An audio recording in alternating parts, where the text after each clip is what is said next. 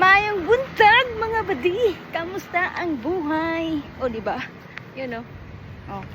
Padulong ko sa supermarket kay mamalit ko kuan kape og mga mga anik-anik sa kinabuhi. Nya nagpagupit man siya ako sa siyang gibiyaan kay ang pagupitan namo dool raman siya sa kanang supermarket. Init na ra ba karon, summer na. Apo dala Sandubag. Tang chika-chika karon is kamusta na mo dira? Okay ra ba mo dira? Unya naanagad ko diri mga badi sa kawagoan nga supermarket o ginatawag nila nga RT Mart. Na dayon ko nagdugay-dugay mga badi, diretso na dayon ko sulod og diretso sa akong tuyo kay napaman ko'y balikan nga trabaho dito. Unya nag-face mask na lang pud ko mga badi kay medyo daghan di ang tao diri. Unya indoor pud biya nya nabi ko'y alaga nga tigawang, so for the safety na lang atong mga person. Akong tuyo diri mga badi kay mo palit ra gid kog mga kape.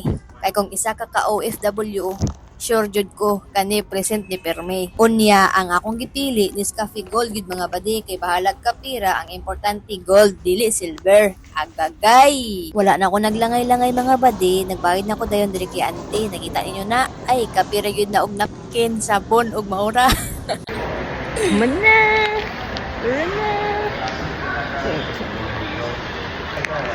Pauli na. Ang kanindot diri mamalit na nga badi kay daghan ka nang usahay buy one take one, usahay pag magpalit kay isa, ang isa kay makalis ka og 20 or 10 or 15, which is good food kay kung monthly ka nagagamit bitaw. Halimbawa, tagkag-toothpaste. So syempre dugay medyo na mahurot no, pero ang expiration ana is nagaabot man og kanang 2027, 28 ana bitaw 26. So kung mapalit kag isa, nya buy one take one, good ka nang, although dugay di mo siya magamit pero makatipid yun ka in the long run kay dili man ka monthly magpalit kay pagka next month na amang kay extra. So makatipid yun ka mo nang pag mo palit ko. Sabi ko pamaliton ka ng mga personal kay akong ginapili katong mga buy one take one. Kay gituduan magugos akong amo ba katong gisugo ko niya magpalit og bugas ba. Anya gipalit ko isa ra ka pack. Wala man gud ko na kuan inform ba nga ingon ana di ay di bin ako kabalo basahan no kay inchik ba nang sulat, so wala ko kabalo ato nga time. Unya kanang ditsura ko punit ba kung unsang gisugo sa ko mura pud tong paliton. Halimbawa mo ingon isa ra pud tong paliton. Unya di pa na ko bugas ato, niuli na ko sa balay. Tapos gi-check sa akong amo ang resibo. Tapos pagkaugma wala siya gingon sa ko pagkaugma gibalik siya dito sa dito sa supermarket. Tapos gitan-aw niya ang bugas nga katong akong gipalit is makalis ka kung duhay mong paliton, makalis ka 20 siguro or 15. Sila big deal na kay na nana sa to murag wala lang tayo pakialam or ambot lang sa kuha lang siguro. Pero sila big deal na kay na nana kanang naay less.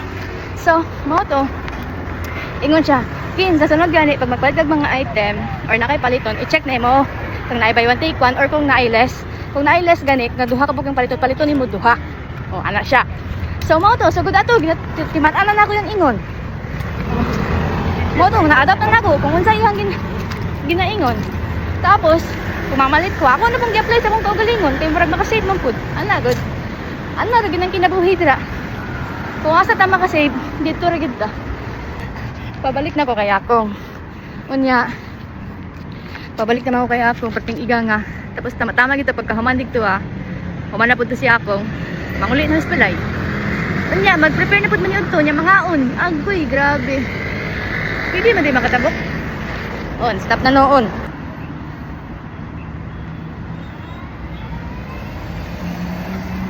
Di ba?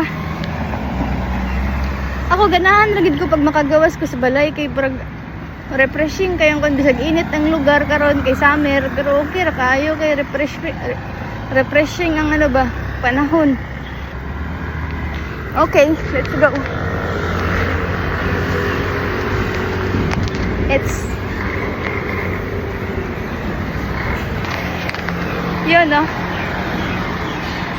and that's it for today. Thank you so much mga badi.